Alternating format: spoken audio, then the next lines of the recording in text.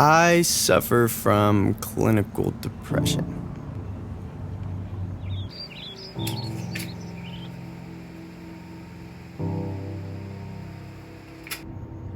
So I started making this video forever ago. Obviously before I became a man, but I think I decided to never finish it because it was so vulnerable. And really for a minute, I was doing pretty good, especially the beginning of this year. This is how my year started off. Good morning. It is 5:30 a.m. Well, I guess probably a good question is why I'm sweating, and that's because for the first 20 minutes of the day I'm moving. So I just worked out for about 20 minutes, and then now I'm reflecting, and then I will grow. So I'll learn something new, and then we'll get on with the day, and that'll all be before 6 a.m. And that lasted for a couple days. I'm really not one to give up, and I have great self-discipline. Something just kicked in, and for the past 2 weeks, I've had the hardest time getting out of bed every morning. And it's a hard thing to talk about, but when you kind of accept that you don't have control, it's a bit easier. So I'm editing right now and realize I kind of sounded like a dumbass when I was talking about this next part. There's chemicals in my brain that don't work right. Whether it stems from the brain injury I had when I was 15 or not,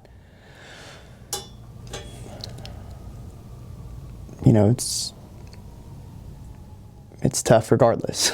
It makes life harder for you and everyone around you, and it's been really hard for me the past couple weeks. I will say something is different today. I'm feeling better. The snow melted. The snow was insane. There was so much snow.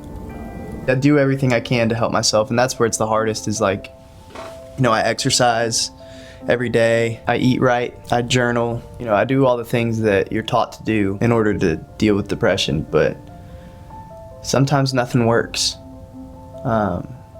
And it really sucks. Part of it's embarrassing. I haven't really talked about this openly since I started really working, because I don't want the people that I work with to lose respect for me or think I can't get things done. The truth is I can still do everything. It's just harder.